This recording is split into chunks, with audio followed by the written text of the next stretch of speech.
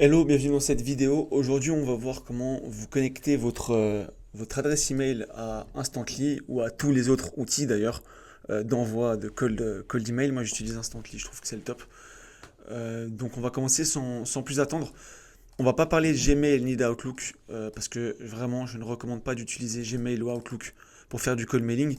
Gmail, en moyenne, c'est 10-12% de taux d'ouverture contre 50-60 sur des outils avec no SMTP. Outlook, vous vous faites ban instant, vous envoyez 5 mails et vous faites éteindre votre compte.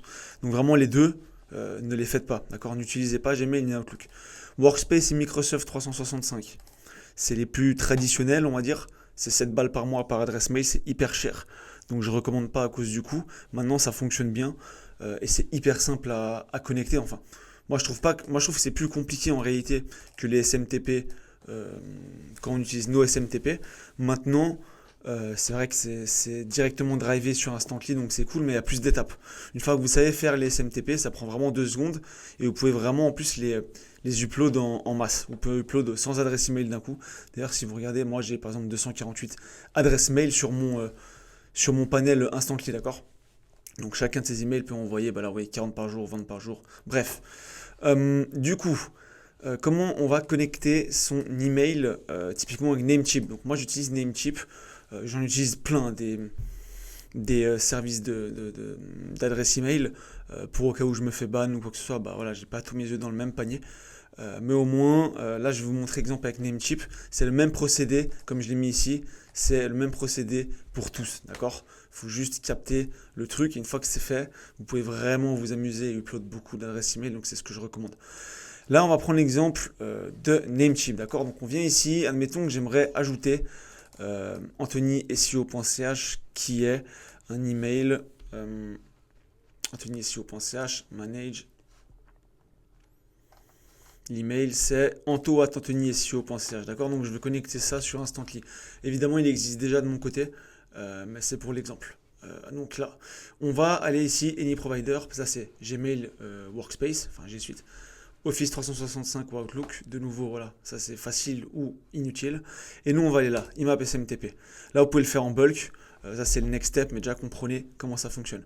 Et là, du coup, on va cliquer sur Any Provider. Du coup, là, vous allez mettre votre nom, votre prénom, enfin prénom et nom. Mettez le vrai, mettez pas des pseudos bizarres. Les gens vont voir ça affiché. Donc, si vous mettez le big boss du 9-4, il n'y a personne qui va vous répondre. Email ici, on va venir mettre le nom de son adresse email. Donc, moi, dans mon cas, anthonyseo.ch. Next. Ensuite, on met ici le mot de passe. Et là, maintenant, on arrive enfin à l'inconnu que les gens ne comprennent pas. Alors, IMAP Host, tout simplement, c'est le serveur pour recevoir les emails.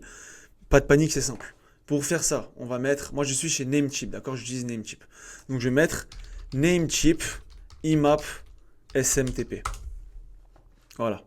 On va cliquer sur le premier lien. Généralement, c'est ça. Voilà. Incoming server type IMAP or PUB3. Incoming IMAP 993 port SSL. Ok. Tac, donc là on a les IMAP. Le SMTP 465 port SSL, d'accord. Donc là en gros, bon, ça peut paraître du chinois, ok. Mais ici, si on regarde, on est logique, on voit IMAP port 993, ok. Donc là 993, on voit qu'on le retrouve ici. Toujours mettre en SSL, d'accord. SSL 993, là c'est 143 pour le reste. On met 993 pour le SSL.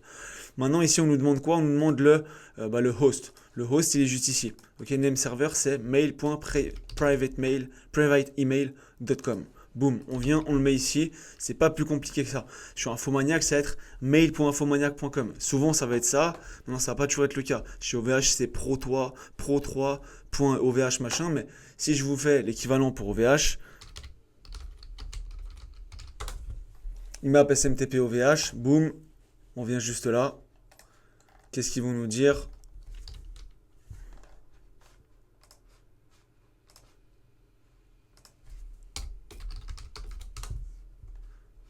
Voilà. Bon, en vrai, sur OVH, c'est un peu différent parce que c'est par mail. Mais en gros, vous avez le procédé, voilà, SMTP serveur SSL0vh.net, SMTP port, et voilà. Il faut bien comprendre, IMAP égale recevoir, SMTP égale envoyer, ok. Maintenant, on va rester sur Namecheap. De toute façon, franchement, c'est vraiment un service que je recommande. Namecheap Setup, c'est 14 balles par année. Donc ça fait un tout petit peu plus qu'un balle par mois. Et franchement, c'est vraiment extrêmement quali. Si vous avez un nom de domaine qui se fait shutdown, vous pouvez le remplacer, vous le remplace. C'est vraiment le top du top. Donc là, on continue. Boum, évidemment, ça va marcher. Voilà, c'est bon. Là, on va revenir mettre tout simplement notre mail privateemail.com. Boum, tac. Là, il nous disait quoi, nous? Il nous disait de mettre. Donc là, attendez, on est sur le. Pas que je fasse, voilà, SMTP. Sur le SMTP, il dit 465 pour SSL. Donc on va venir mettre le 465. Là, on met submit. Voilà. Mais moi, ça me dit qu'il existe déjà parce qu'il existe déjà, évidemment. Donc voilà, c'est le même procédé pour tout. Vidéo rapide. Le but, c'est de vous aider à mettre en place rapidement les choses. Pas de perdre du temps sur du blabla. Si jamais il y a des questions en dessous de cette vidéo, bah voilà, vous pouvez la poser. Je vous répondrai avec grand plaisir. Vous avez aussi mon contact. Et en plus, en ce moment, on offre des mises en place de campagnes de A à Z totalement gratuitement à quelques entreprises.